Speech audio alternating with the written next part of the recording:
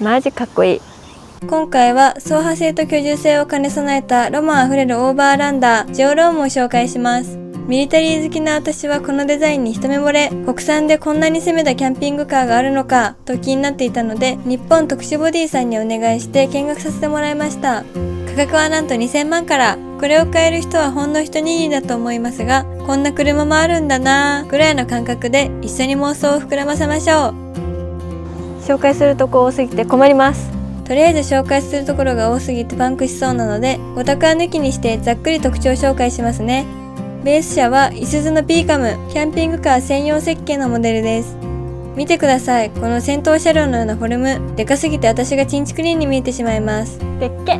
フルタイム4駆の本格オフロード仕様、ぶっといフレームに強靭な足回り、それでいてリッター13とかいうバグ燃費、ロマンギミックもたくさんあってワクワクするのですが、細かい装備は後で詳しく紹介します。室内空間は最高峰、走れるほど広い車内、武骨な外装にモダンなインテリア、細かい部分の作り込みにも妥協なし、ソーラー充電 800W、走行充電 2000W、何もかもが規格外すぎるね。そして車両はイスズ製なので、信頼性、耐久性は折り紙付きだと、つい興奮して早口になってしまいましたが、まだまだこんなものではありませんよ。ここからはジオロームの特徴を一つ一つ紹介していきますね。今回は紹介箇所があまりに多すぎるので、タイムスタンプにまとめておきました。気になる箇所だけでも見てみてくださいね。ジオローム。ジオロームは日本特殊ボディ最高峰のモデルで、ベース車両はイスズのビーカム、キャンピングカー専用に設計されたモデルです。ワイドキャブ、ロングホイールベースなので、キャブがでかければシェルも巨大、その分居住スペースは広大ですよ。サイズは全長 6720mm、全幅 2200mm、全高 2950mm で、風チャンネル史上ダントツのボディサイズです。車両重量 4740kg、準中型免許で運転できます。最小回転半径は 6.3 メートルで、これは私が乗っている70と同じです。エンジンは3リッターディーゼルターボ、車重をもろともしない鬼トルクで走り出してくれそうです。イスズ最新の変速システム、9速 DCT、アイシムが採用されていて、燃費はなんとリッター 13.8。なんだそれと気になって調べてみたのですが、ギアが9速に多段化したことで、エンジン回転数を抑えながら走れるそう。これによって静かで滑らかな加速と優れた燃費を実現したそうですよ。イスズの技術力、すごすぎる。後で詳しく紹介しますが、運転支援や快適装備はトラックとは思えないほど充実しています。最新のトラックはもはや乗用車です。フロントのタフなデザインは迫力満点。煽られることはまずありませんね。細かい装備も充実していて、フォグランプ、大型のルーフライト、武骨な金属バンパー、どでかいサイドミラー。ミラーでっけ。私はミリタリーが好きなので、戦闘車両のようなこのデザイン、惚れ惚れします。たまに見かける自衛隊の車高高いトラックがあるんですけど、あれを思い出しました。トラック×オフロードってめっちゃかっこいいですよね。全幅 2.2 メートルにミラーのはみ出しも考えると、Google マップ通りにボケーっと走ってたら危険ですね。ちゃんとルートを考えて走らなければならないので、めんどくささはありますかね。トラック用のナビとかもあるみたいなので、これなら安心して走れそうです。サイズ的に林道散策は厳しそう。林道散策用のマウンテンバイクや 125cc のオフロードバイクとか乗せて旅したら最高に楽しそうだね。フロントもすごいんですけど、一番迫力を感じるのはサイドです。高さは私2人分、長さは両手広げた私が5人分ぐらいの大きさです。まず目につくのははしごですよね。こんなの登らずにはいられません。このはしごでキャブ上のキャリアにアクセスできるようですね。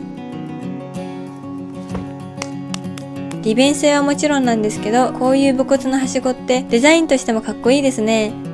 そしてこの車の特徴は、キャブとシルが置かれているんです。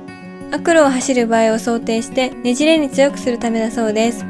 運転席との行き来など生活の利便性を考えるとつなげてあった方がいいんですけど、走破性を考えてのこの工夫、本気度が伺えます。けど、ちゃんとこの部分は連結されていて、中はちゃんとつながっているので安心してくださいね。電車のつなぎ目と同じような素材でつながっています。シェルの素材はアルミですかね。タイヤはいかついオフロード仕様。後輪はダブルタイヤです。雪道に強くなるそうですが、維持費は高そうだ。マットガードも似合ってますね。左側面はアクリル窓が2枚。電動のサイドオーニングまでついています。3.5 メートルあるそうなので、キャンプでも大活躍です。そしてこのスタイルにこの地上高です。かっこよすぎる。けど下をよく覗き込んでみると干渉しそうな部分もあるので無理は禁物だね。足回りは武骨なリーフサスペンション、信頼性抜群だ。リアもめちゃくちゃかっこいいんです。脱出ボードはもはやついてるだけでおしゃれですね。他のアイテムもつけたりできそう。他にも外部充電口や牽引用のフックまであります。バンパーも武骨な金属、これは100点だ。そしてこの後半模様のデザイン、かっこいいです。リアにもはしごがありますよ。うわ、高い。登るだけでワクワクしますね。屋根上はとても広いですよ。換気扇やソーラーパネルがありますね。展示車は 195W ソーラーパネルが1枚ですが、オプションで4枚に増やせます。この縁の部分には何か引っ掛けられそうなので、アイデアは無限大です。高いよ。落下すれば骨折だ。はしごをうまくかわして取り付けてあるスペアタイヤもかっこいいです。シェルの背面はカットしてありますね。これもアクロを意識してでしょうか。側面には蓋がたくさんありますが、外部収納はこの部分だけです。これはゴミ箱になりそうですね。他はアドブルーや燃料タンクにアクセスできるようになっています。燃料タンクは100リットルだそうです。シェルについている扉は全て中とつながっているので、大きな荷物も入りそうですし、荷物の出し入れも便利そうですね。ここからはいよいよ内装紹介です。車高が高いのですが、乗り込みやすいように折りたたみの取っ手と電動ステップがあります。中にも取っ手があるので、乗り込みは楽ですよ。見てください、このインテリア。おしゃれなワンルームマンションのようです。うわー、すごい。よいしょ。家より綺麗。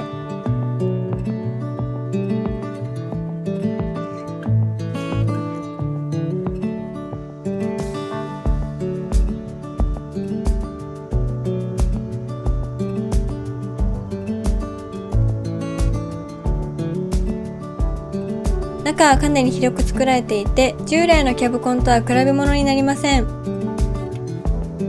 はい。いい匂いする。これは快適だね。いやもうちょっとほんとめちゃめちゃ広くて、今からちょっとお茶取りに行きますね。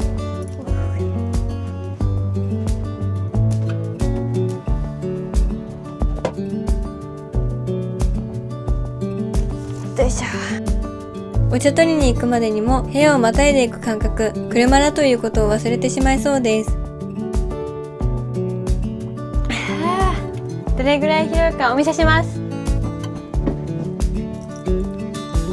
走れちゃいます。もう家です。贅沢な一人就寝用の常設ベッド。カーテンを閉めれば落ち着くプライベート空間です。ベッドサイズは 1800×900mm です。よいしょー。枕元にはラックがあります。これは妄想が膨らみます。広さは十分に伝わりましたね。次に大事なのはバッテリーなどの電気関係と冷暖房の有無。早速チェックしていきます。エアコンは家庭用の霧ヶ峰。めっちゃ冷える。もちろん FF ヒーター完備で冬も快適。車高が高いのでヒーターの排気口も高い位置にあります。降ってきた雪でここが塞がると命に関わるので高い位置にあるのは安心です。バッテリーは最大 5kWh の大容量。冒頭で説明した通り、ソーラー充電 800W に加えて走行充電 2000W とかいう規格外の充電力があるので、電気に困ることはまずないと思いますよ。引きこもれる移動式要塞ってわけですね。これは快適だね。この走行充電器はエネクルーズブロック2といって日本特殊ボディさんの独自開発なんだそうですよ。これまたとんでもないものが開発されましたね。災害現場でも活躍してくれそうです。よいしょ。使われている木の質感がとても良くて落ち着きます。内装には天然の木が使われているそうですよ。巨大なシェルを積んでいるだけあって室内の幅、高さは文句なし。室内高は190センチぐらいありそうです。広い。後で紹介しますが、今いるリビングがベッドになります。リビングで3人、常設ベッドで1人寝れるので5人乗車、4人就寝だそうです。廊下にマット敷けば5人乗車5人就寝にできそうですね。間取りはキッチンとリビングの2部屋に分かれているようなイメージでカーテンで仕切ることができます。冷房や暖房の機器が調節できて良さそうですね。細かいところがめっちゃいいんです。木製のブラインドは自然光が綺麗に差し込みます。タオル掛けの質感もいい感じ。壁や天井のデザインもモダンで素敵です。窓はよくあるキャンピングカーのアクリル窓なので、網戸にシェードまでワンタッチですよ。映画も見れちゃうんです。スクリーンで運転席と仕切りながら、プロジェクターで映画まで見れるようになっています。プロジェクターを置く台もあるので、固定しておけば良さそうですね。これはもはや家より豪華なんじゃないか？床のタイルもおしゃれ、細かいところまで作り込まれています。キッチン周り紹介します。キッチンは大きめ、収納を含め家庭のキッチンと同じような設計なので、車中飯作るのも楽しくなりそう。冷蔵庫は両開きで、キッチンからはもちろん外からもアクセスできます。もちろん水道完備、ガスコンロは2口ありますよ。一般的なガス管なので補充は楽です。電子レンジもおしゃれですね。換気扇、電源も5、6箇所ぐらい備え付けられていますよ。収納もめっちゃ多いんです。まずはキッチン上の収納。反対側、ベッドの方にも上部収納があります。前方の上部収納もたっぷり5箇所、落下防止ネットもついています。他にもベッド下やキッチン下、マルチルームにも大きな収納があるので、4、5人の長距離旅でも問題なさそうです。そして一番驚いたのは細部の作り込みです。こういった目に見える場所の作り込みはもちろん素晴らしいのですが、普段目に入らない家具や収納の隙間、溝の部分の作り込みにも一切妥協がありません。この巨大な部屋の隅々まで丁寧に仕上げられているんです。これは職人技だ。マルチルームが最高なんです。マルチルームの扉は鏡張り、身だしなみチェックもできますね。展示車には巨大なポタ電が置いてありましたが、人一人は余裕で入れそうです。大きめの壁掛けラックが2つ。テント生地でできた丈夫な収納、これは外からもアクセスできます。棚も全部収納になっています。オプションになりますが、電気ボイラーで温水が出せるシャワーもつけられるそうですよ。マルチルームには FF ヒーターの吹き出し口があるので、乾燥室にもなりますね。ベッド展開すると、リビングがフラットになります。縦横2メートル近くあるので、3人でも寝れそうです。運転席とシェルのつなぎ目の間口が広いので、移動は楽にできそう。ということで、最後は運転席紹介していきますね。運転席紹介します。よっこいしょ。こうして座ってみると大きさを感じます。運転席はパッと見普通のトラックですね。助手席までの距離も遠いです。キャブは3人乗車、真ん中にワンちゃん乗せたら楽しそうだね。ミラーはでかいのでかなり見やすいです。シェルの部分もそこまで出っ張っていないので、運転への影響は少なそう。メーターは160キロまであります。運転支援が充実しているので、ボタンがたくさんありますね。レーンキープや衝突防止機能はもちろん、全車速、車間対応のクルコンまでついているので、乗用車並みの充実装備です。これなら長距離旅もお手の物、快適に旅ができそうです。他にも装備もりもりですが、紹介しきれないので一覧を貼っておきますね。どうですか？トラックの運転似合ってますか？いやー、撮影している間、妄想が止まりませんでした。個人的に日本最高峰のキャンピングカーだと思っています。来年からマグロ漁にでも行ってきますかね。日本特殊ボディさんのラインナップには他にも気になる車両がたくさんあるので、また機会があればレビューしていきますね。よかったらまた見てください。じゃあまたねー。